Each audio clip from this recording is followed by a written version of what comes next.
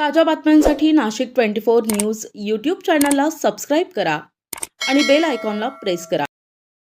Apollo hospital Nashik येथे हृदयविकाराच्या उच्च जोखीम असलेल्या 56 वर्षीय रुग्णावर अत्याधुनिक minimally invasive coronary artery bypass grafting म्हणजेच छातीचे हाड न कापता रिपकेसमधील मोकळ्या जागेतून शस्त्रक्रिया यशस्वीपणे करण्यात आली.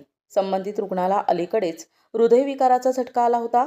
तसेच त्यांना हृदयाच्या रक्तपुरवठा जाणाऱ्या 3 पेक्षा जास्त रक्तवाहिन्यात ब्लॉकेज आढळून आले. तसेच हृदयविकाराचा झटका आल्याने हृदयाची क्षमता देखील कमी झालेली आढळून आली.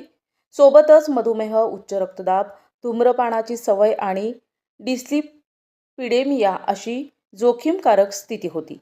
अपोलो हॉस्पिटल येथे हृदयरोग तज्ज्ञ डॉक्टर अझहर सय्यद यांनी सविस्तर तपासणीनंतर शस्त्रक्रिया करण्याचा निर्णय घेतला. डाव्या बाजूला लहान चिरेद्वारे करण्यात आली. यामध्ये लिमालॅड आणि रॅडियल ओम ग्राफ्टद्वारे टोटल आर्टेरियल रिव्हॅस्क्युलरायझेशन म्हणजेच शुद्ध रक्तवाहिन्यांचा उपयोग करण्यात आला, जे दीर्घकालीन उत्तम परिणामांसाठी ओळखले जातात. शस्त्रक्रिया डॉक्टर अझहर सय्यद कार्डियॅक सर्जन यांच्या नेतृत्वाखाली पार पडली.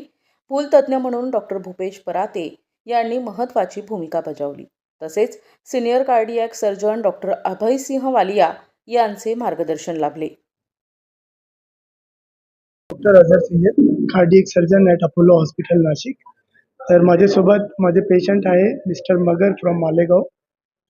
आम्ही एक न्यू कॉन्सेप्ट इथे नाशिकमध्ये आणला आहे. त्याला म्हणतात आहे आपण MICS कार्डियक सर्जरी. त्याचा अर्थ हे आहे की आपण हे जे मधला बोन आहे ते न कापता हृदय शस्त्रक्रिया करतोय. ते 2 बरगड्यांचे मध्ये जे हे स्पेस असतो त्याच्यातून करताय.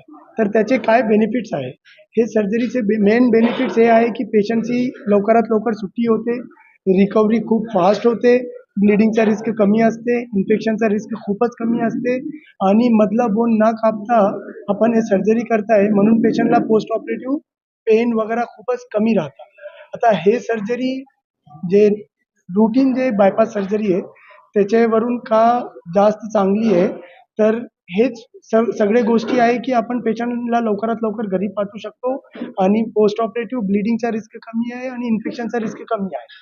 इथून जर आपण सर्जरी केली तर पेशंटला करवट करून झोपवू शकत नाही कमीत कमी 2 महिने. पण जर आपण तेच सर्जरी कीहोल हे रस्त्यावरून केली तर पेशंटचा जे रिकव्हरी फास्ट होतो आणि काही रिस्ट्रिक्शन्स नसतात.